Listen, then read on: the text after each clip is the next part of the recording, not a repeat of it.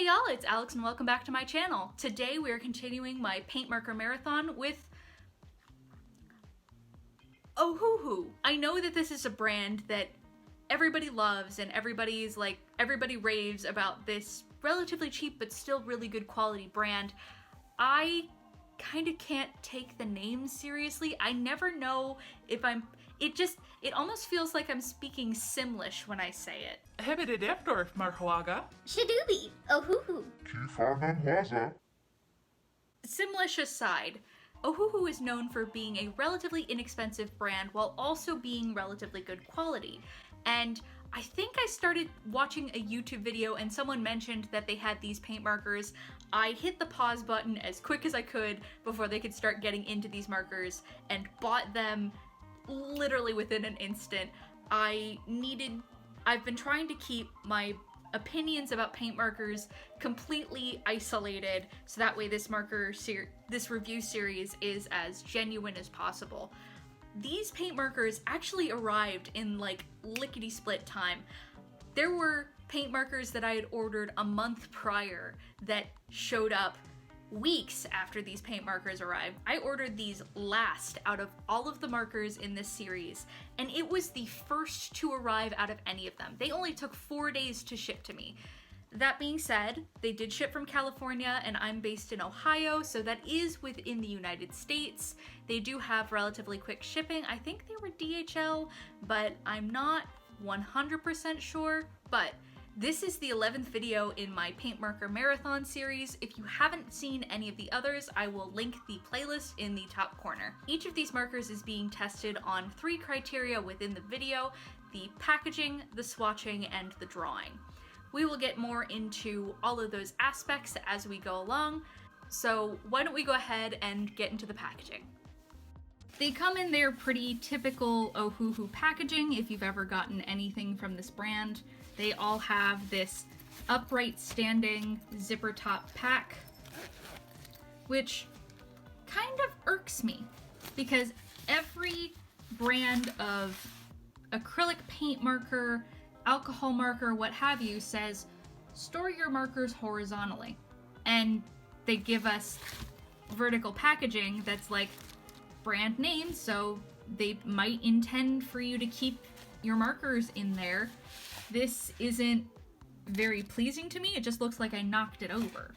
And unfortunately, I'm not a big fan of the packaging of these because they literally don't say anything. All they have is acrylic paint marker, Ohuhu, and that is it. I went through and made my own color list and corresponding names for each of these markers. I wish there was a little more, even like information on how to use the markers or whether or not they're light fast, matte, whatever. Like, give me a little more. And this is kind of just an Ohuhu thing. This is their art marker, but at least their art markers include something on the pen caps. And the pen caps on these, that's actually something So when I was going through these and swatching them out and trying to decide a color order, I noticed that some of them have backwards numbers on the caps, and some of them don't. No, that has a very light... Is that a 26? Okay, that one has a very light number in it, and some of them don't. And I tried grouping them together to see whether or not there was any correlation between numbers, like, is there an ascending order here? I found 3 17s. Then, while I was trying to order them in a line, I found out they can just pop off entirely. So the numbers absolutely mean nothing. These pop off, and one of them I ended up losing for a week, and it's just a little disappointing, especially since you can see just how well your ink mixes, which is not very well. I feel like the shaker in these is not quite strong enough to mix up the ink. There's another stopgap. The top of this pen screws off. In here is a little sponge that it uses to diffuse the paint that comes out of the marker. But you can see occasionally that the paint that is stuck in the sponge doesn't properly mix the pigment after it sits there for a while. So you have to try and try and try to get the paint to be the exact color that you want it to be. And we'll get into that in the swatching, but as for a point mark for the Ohuhus, just because they don't say anything, I'm gonna take off a few points. I do like that you can see all of the ink, but I think I'm gonna have to give these guys a 2 for the packaging. So we will be using these 2 colors for the swatches today. Like the past few markers, we're going to have to make sure that they're putting out the right color. So it'll come out this really kind of dark sky blue, when what we really want a much lighter sky blue. So this is our light blue and our purple. So these are plastic nibs, meaning you can get really fine points out of these guys. And the lines are also pretty fine. However, I am a little concerned about whether or not I will use them for the line art in the final piece. I've been using the same line art technique for everyone, so I might continue on with that technique just to give everyone the exact same chance. This is the part I've been dreading about these. It's time to go in the block. I'll finish it someday. Right off the bat, it actually has some pretty good opacity. They are certainly very moist, but you just gotta make sure you don't accidentally leave behind any little white specks. All right, let's dry these. This is going to be another one that has some shine problems. I don't know how well. There it is. Let's see whether or not that compounds in the second layer. The darker colors certainly dry differently. This is another test I've also kind of been dreading for these. Since they're plastic nibs, they probably won't interact with the gesso very well. Ooh. Dry nib. Look at that splatter. Yeah, if you're using these with gesso, you really gotta make sure that you're going slowly, because otherwise you're gonna get a whole lot of splatter around the edges. Next, we've got our varnish section. And while that dries, I might as well spend an eon coloring in this little square.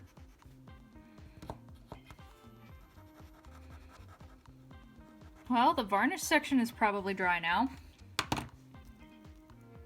Yep. The second layer up here definitely has higher gloss, so it's not really gonna matter that this is a gloss varnish. All right. Here we go.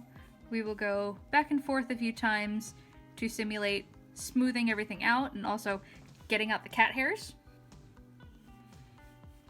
And we have another one that has fully tasked the varnish test, yes. These definitely pass the varnish test. That's definitely a big leg up on some of the competition. Now let's see the opacity.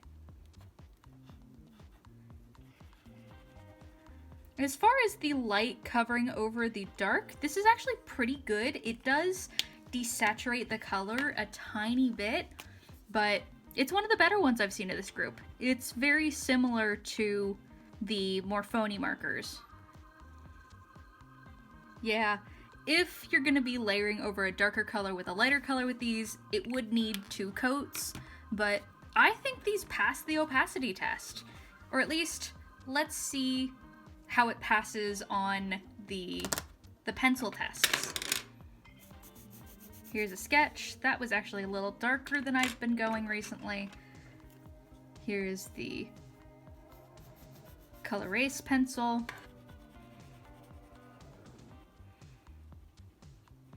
It's not smearing around very much, and I'm actually able to cover over the pencil pretty well with that one. Here's the red, which obviously because it's contrasting, it's gonna show through a little bit, but again, that's pretty good. And to give the section a fair shot, we will do the dark, but I've had maybe like one of these dark colors not cover over the pencil lines, so those are fine. Now let's do the colored pencil test.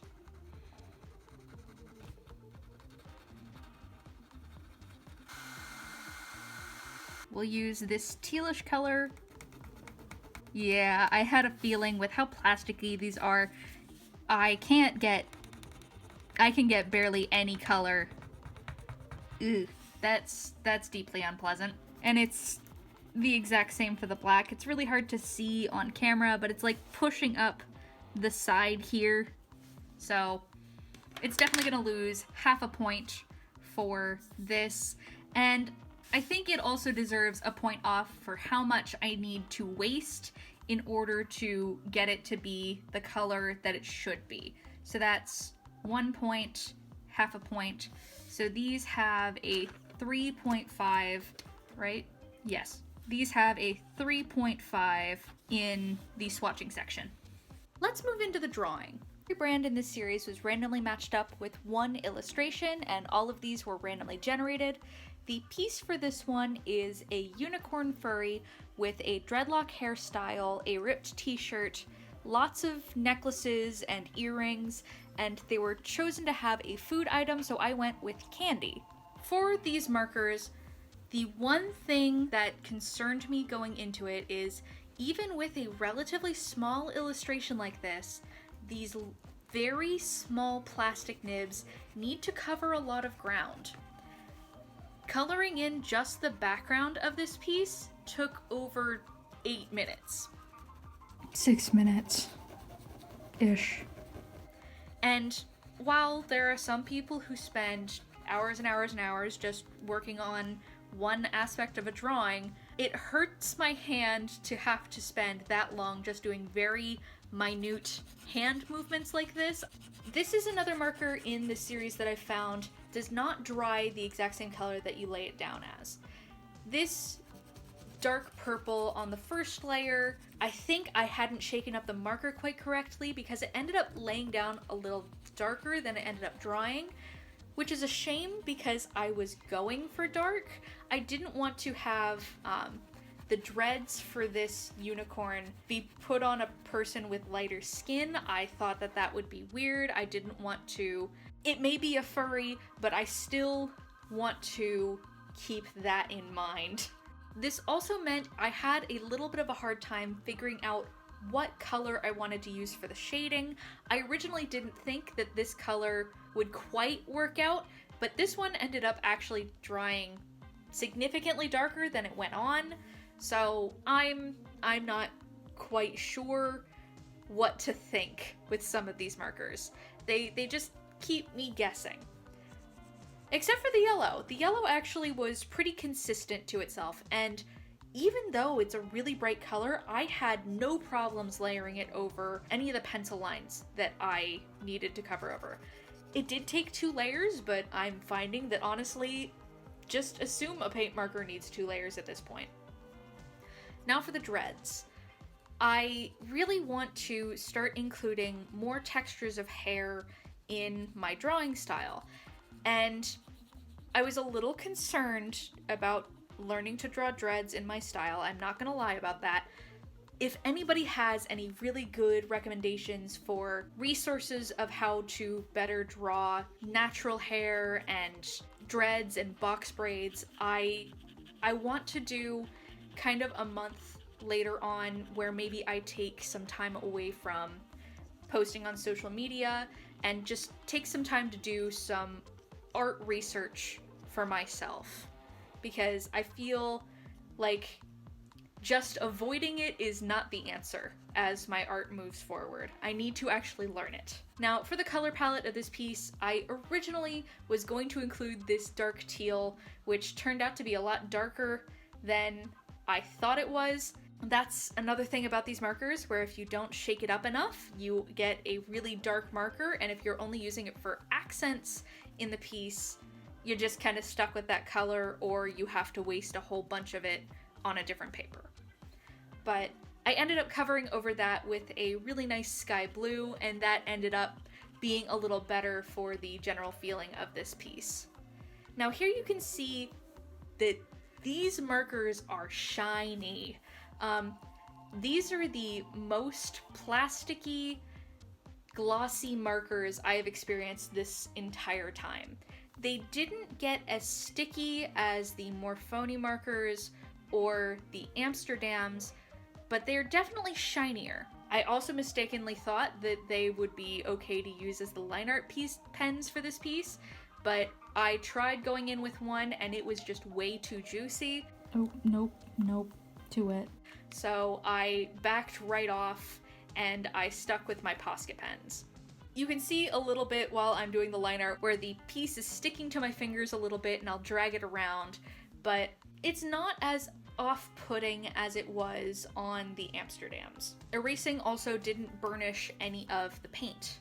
After putting on the final magical sparkles and halo around this guy, he is finished. I didn't do my usual lining texture on the dreads because I didn't know, based off of a lot of the references I saw for how dreads work, I didn't think that that would be the right look to put across. I also found out that if you get a cat hair in this paint, you're kind of screwed. But once this piece was done, I looked at the sheen of it and I wanted to see what would happen if I took a matte varnish to it. And I almost wish I did the cat girl for this video, but I did not record any of her process. Almost every single marker in this series has failed the brush on varnish test. The spray varnish should be safe. For this, I am using a Krylon UV Archival Matte Varnish. I kind of had a complete brain fart and forgot that I had this, but we're just gonna give it a quick little spray. And this is a night and day difference. I really need to go through and test this with all of the other brands in the series. I do experience some speckling with this varnish. I want to get a few different ones to test out at some point, but that's not quite one of my priorities for now. If I am judging based off of the process of this piece, the only two things I'd count against it are the colors don't dry the exact same color that they lay down. You have to expect them to dry lighter, which is something that I'm slowly getting used to. Second thing is just how shiny it is and how sticky it felt to work with. This is honestly so much better. There's still some slight sheen where I should have done maybe one more layer, but like I actually 100% love these markers. It's a little frustrating that the color changes as you're using them, but I find that they look best in 2 layers anyway to catch any of the little streaks you get as you're coloring them in.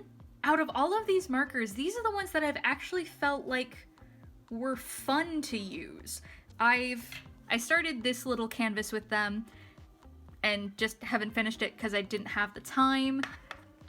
This piece was supposed to originally be for Molotow markers, but I wasn't feeling it, so I tried rescuing it with the Ohuhus, and I think it's just a little too busy, but honestly, I had so much fun working with the opacity of these.